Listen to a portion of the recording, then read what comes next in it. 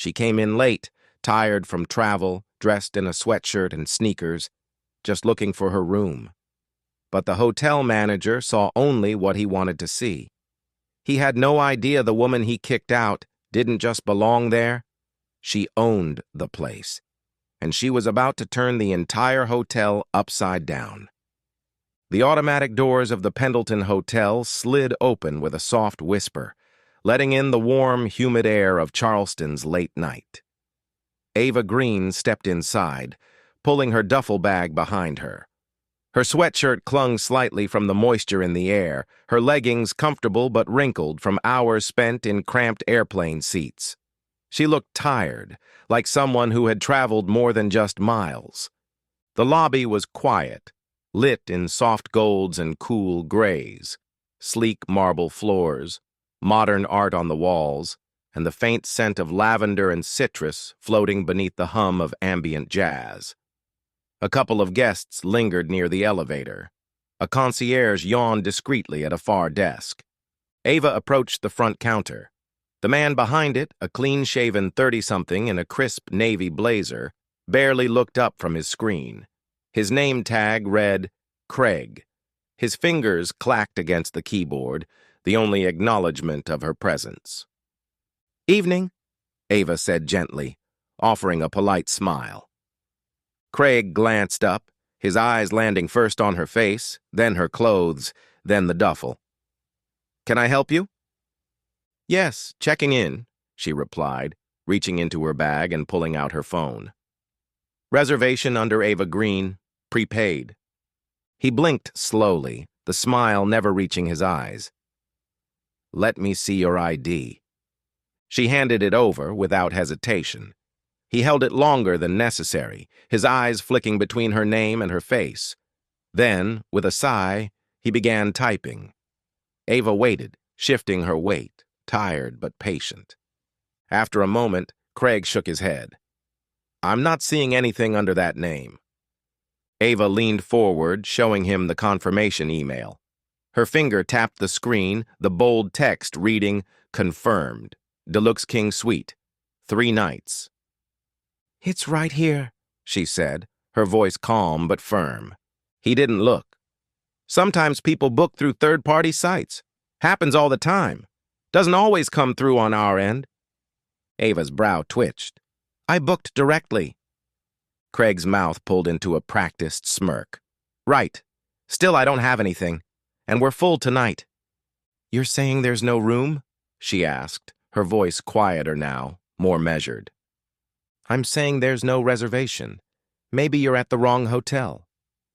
Something in the way he said "you're" lingered in the air longer than the words themselves. Ava stood a little straighter, her eyes steady on his. "I know where I booked," she replied. "I'm not confused." Craig shrugged, already turning away. "I'll have to ask you to leave, ma'am. We've had issues before." Ava inhaled deeply, the air suddenly colder despite the warmth outside. She stared at him for a long moment, then picked up her duffel slowly. "You'll regret this," she said quietly. Craig didn't respond, and just like that, Ava turned and walked out into the Charleston night, alone, unseen, and unbothered by the fact that the man who dismissed her would soon be answering to her. Craig Foster didn't bother hiding his doubt. The moment Ava stepped up to the front desk, he gave her a once-over that was anything but discreet. His eyes traveled from her worn sneakers to the tired creases under her eyes, pausing just long enough on her duffel bag to draw a silent conclusion. "Name?" he asked, already suspicious. "Ava Green," she replied evenly. "Reservation should be under that. It's prepaid." Craig's fingers tapped against the keyboard without urgency. His gaze returned to her, skeptical. "Are you sure you have the right hotel?" Ava's brows lifted slightly, not in anger but disbelief. "Yes. The Pendleton, Charleston, 3 nights." He exhaled sharply, like her presence alone was inconvenient. "I don't see anything here." She reached into her pocket, pulled out her phone, and held it up. "I have the confirmation. booked directly through the hotel's site. He didn't look at the screen. Sometimes people get confused, Craig said, waving her off like she was a child misreading a street sign. There's a Pendleton Inn across town. It happens a lot. I know where I booked, Ava said, her voice steady, though she could feel the temperature in the room shift.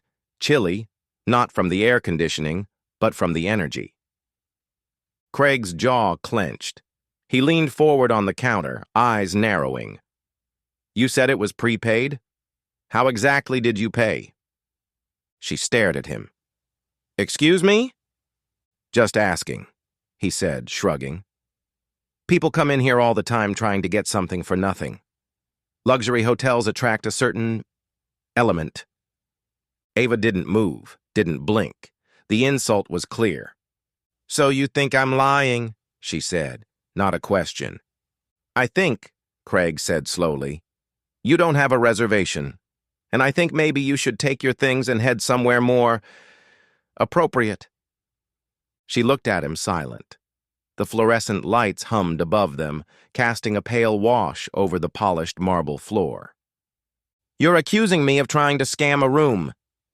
I'm saying this hotel has standards, Craig snapped, and I'm not about to hand out a key just because someone says they have a reservation. Ava nodded once. It was a small, controlled movement. Her hands were steady, her voice measured. You should be very sure of the words you just said, she told him. Craig scoffed. Is that a threat? No, she replied. It's a promise. And with that, she turned without another word, leaving behind the scent of travel and the chill of something Craig wouldn't understand until it was far too late. Ava held out her phone again, the glow of the screen lighting up the reservation confirmation in bold black letters. The name, the date, the hotel, it was all there, clear and unquestionable. Look, she said, her voice calm but insistent. It's right here, booked directly, confirmation number and everything. Craig didn't even glance. He leaned back slightly, folding his arms. I already told you, he said, his tone flat. There's no reservation under that name. I'm not going to argue. You haven't even looked, Ava replied. This isn't a debate. It's a record. Check your system. Craig smirked, shaking his head. I'm not obligated to let you loiter in the lobby just because you say you booked a room. We've had people like you try this before. People like you.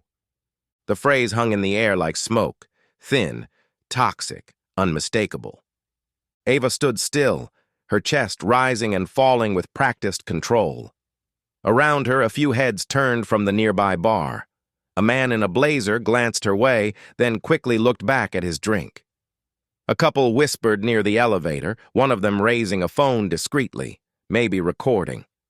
Craig reached for the phone behind the counter. I'm calling security, he said flatly. You need to leave the premises.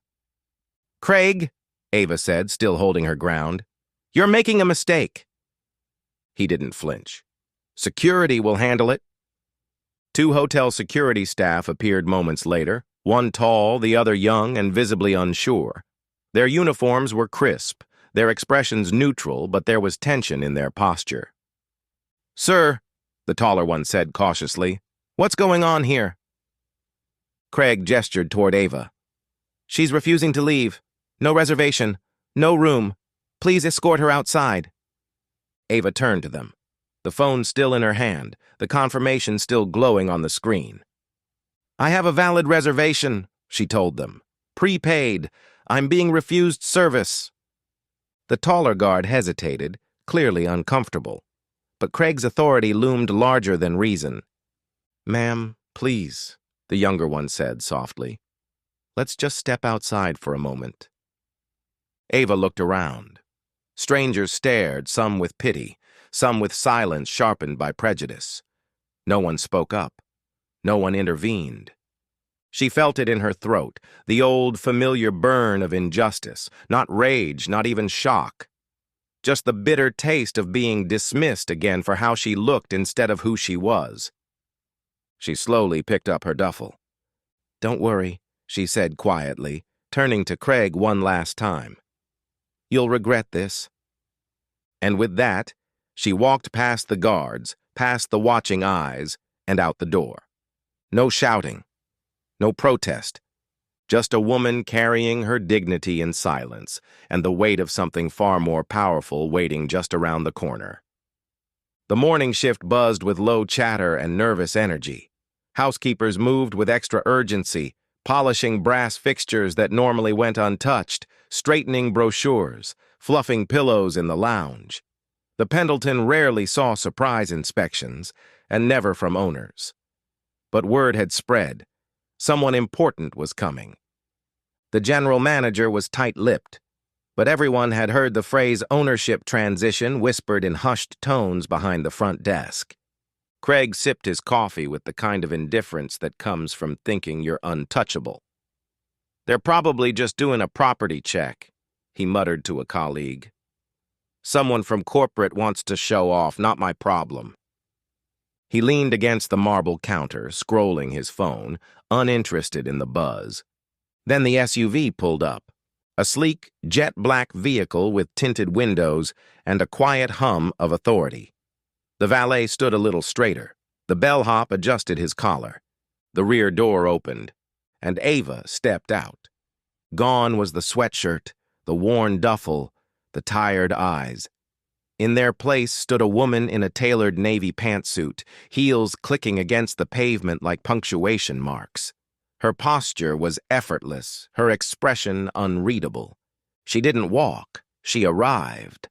Craig's cup froze mid-air. For a moment, his brain couldn't process what his eyes were telling him. It was her, but not the her he thought he'd thrown out. This woman didn't look tired. She looked like power dressed in poise. The general manager rushed to meet her on the sidewalk, practically stumbling over his own feet. "Ms. Green," he said, extending a hand. "Welcome. We're honored to have you." Ava shook it firmly, her eyes already scanning the building's entrance. Craig stared from behind the front desk, throat suddenly dry. "Who is she?" a new concierge whispered. Craig didn't answer. He couldn't. Ava stepped into the lobby, sunlight catching the subtle shimmer of her blouse.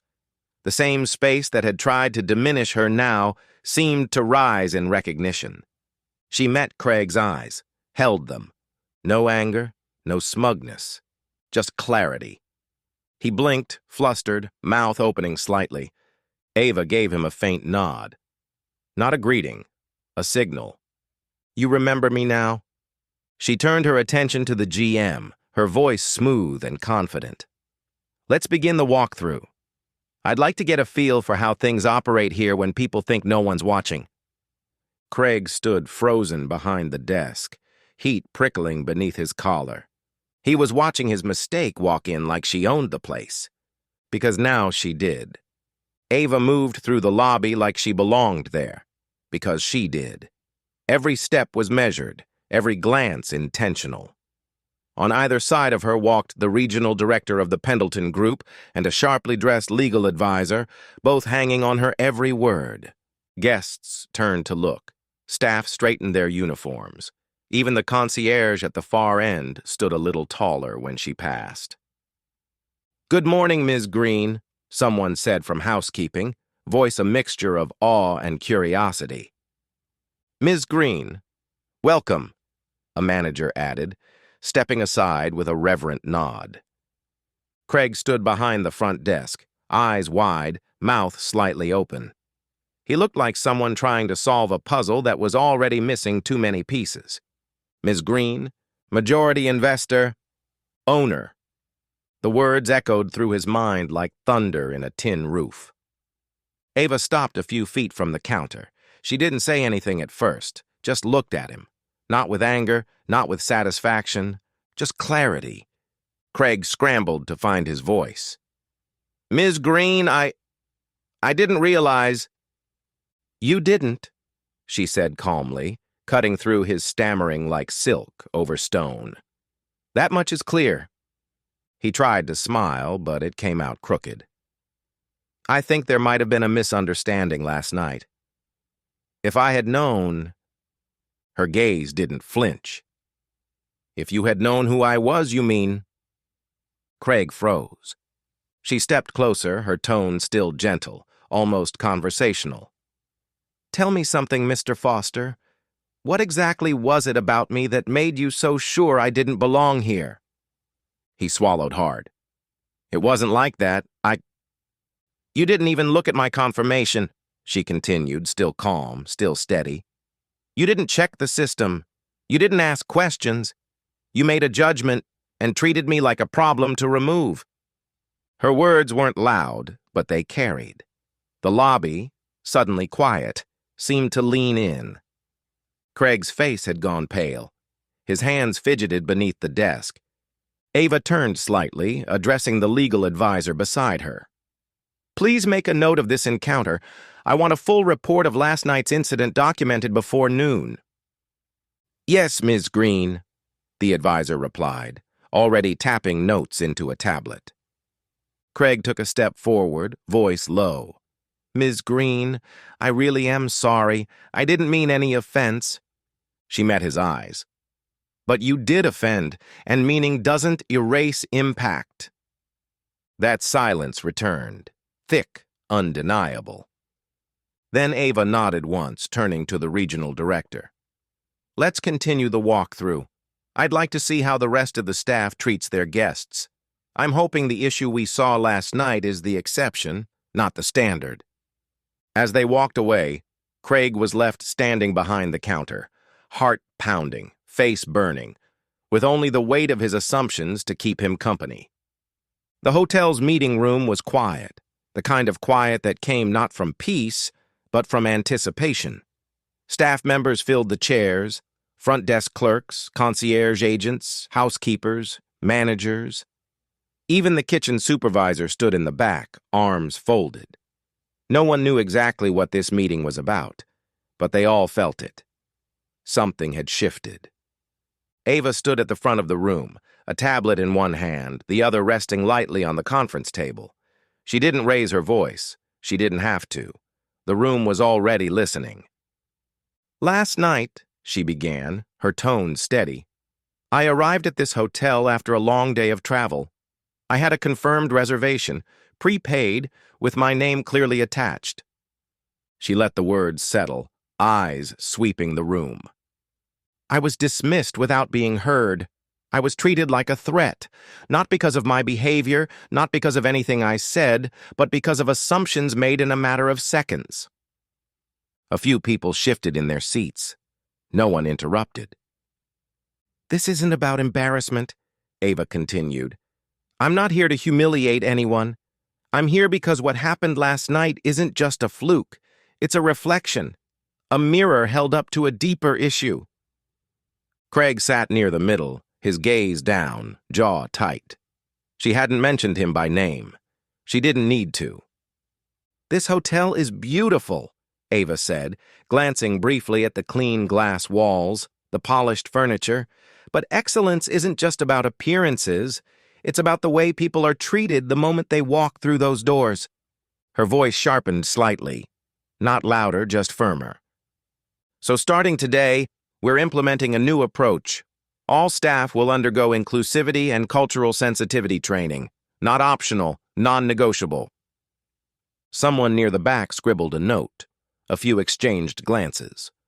"We'll also be reviewing hiring practices, leadership protocols, and frontline decision-making.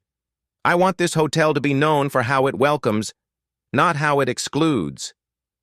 She paused, eyes locking momentarily with Craig's. He didn't look up.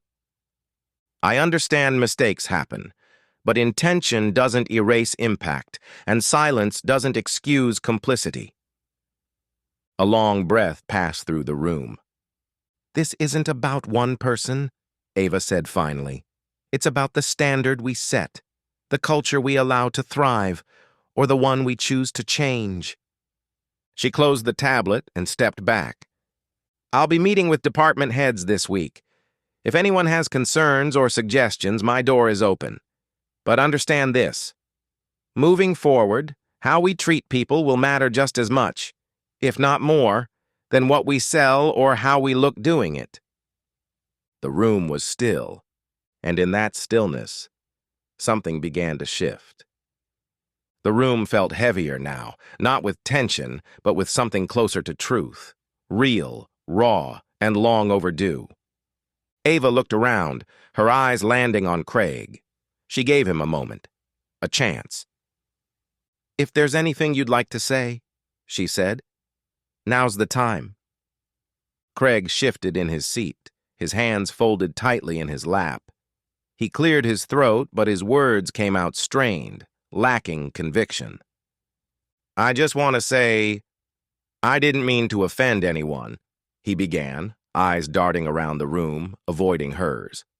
"It was a busy night. I was following protocol. We've had incidents before with walk-ins. I made a call. That's all." He paused, waiting for something. Sympathy, perhaps. None came. "I'm sorry if you felt disrespected," he added, voice softer. "That wasn't my intention." Ava didn't blink. Her silence said more than any rebuttal could. Then calmly she spoke. "That's not an apology," she said. "That's a deflection." Craig opened his mouth, but she held up a hand. "I don't need you to explain away what happened. I need you to understand it. You didn't just dismiss a guest, you dismissed a person. You made assumptions based on how I looked, and when I tried to show you proof, you still didn't listen. You chose power over decency." He sat back, jaw clenched. "This isn't personal," he muttered. Ava's voice didn't rise, but its weight doubled. "That's where you're wrong. It's always personal." She turned to the room. "Every time someone's dignity is compromised, every time a person is made to feel small, unseen, or out of place, it is personal. You can't run a business that serves people and pretend their humanity is separate from the transaction." A stillness settled over the staff. Eyes met hers. Some were wide with realization, others heavy with reflection. She looked back at Craig. "I've reviewed your record. This wasn't the first complaint, it's just the one that couldn't be ignored. Effective immediately, your employment with the Pendleton is terminated." The room didn't gasp. It exhaled. Craig stood slowly, gathering his things with stiff hands. He didn't speak again. He didn't have to. The silence followed him out the door like a shadow. Ava let the moment breathe. Then she stepped forward, voice steady once more. "We all have room to grow, but growth requires accountability. That's not punishment, it's progress." She looked at the staff, not as a figurehead, but as a person. "This isn't just a hotel. It's a space people walk into hoping to be welcomed. We can't control everything, but we can control how we make people feel." She paused. "And for as long as I'm here, that will never be optional." A week passed, and the Pendleton felt different. Not louder, not flashier, just lighter. The air had shifted, subtle but certain. Staff moved with more purpose, but less tension. Conversations lingered a little longer, eye contact held a little stronger. The usual rhythm of the hotel still played out, phones ringing, suitcases rolling across polished floors. But now there was something else beneath it. Awareness, intention. Training sessions were underway in the conference rooms, inclusion seminars, bias workshops, leadership recalibrations. Ava didn't just introduce change, she embodied it. And the ripple effect was real. New hiring signs went up, but this time the language was different. We see people. Character over credentials. Everyone belongs. Small phrases printed on clean white paper, posted near staff entrances, messages that mattered. Guests noticed it too. Not in dramatic ways, but in details. A warmer welcome, a deeper sense of hospitality. Like the hotel wasn't just operating, it was listening. Ava walked the halls that afternoon, heels quiet against the soft carpet. Staff greeted her with nods, with smiles, with respect. Not out of obligation, but recognition. Not because she owned the building, but because she'd earned something harder, their attention, maybe even their trust. She paused near the front desk. A young clerk, new, recently hired, was walking an elderly couple through dinner recommendations. Her tone was kind, her attention focused. No glances, no assumptions, just care. Ava smiled faintly and kept walking. She took the elevator to the top floor, then stepped onto the rooftop terrace. The sun was beginning its slow descent behind the Charleston skyline, casting everything in a warm golden wash. From here, the city looked peaceful, bathed in late light and the soft hum of progress. She walked to the edge and rested her hands on the cool glass railing, taking it in. It hadn't been easy, it hadn't been fast, but it had begun. Behind her, the hotel moved on. Guests checking in, staff clearing trays, laughter floating from the bar downstairs, but none of it felt like before. It wasn't perfect, but it was better. Ava closed her eyes for a moment, breathing it all in. The air, the light, the quiet promise of something newly planted. Change, slow as it may be, had taken root in the foundation, and with care, it would grow. She opened her eyes again, a soft smile curling at the corner of her mouth. The kind of smile that comes not from victory, but from knowing the fight was worth it. Below, the Pendleton hummed with a new standard, and Ava Green was ready to hold the line.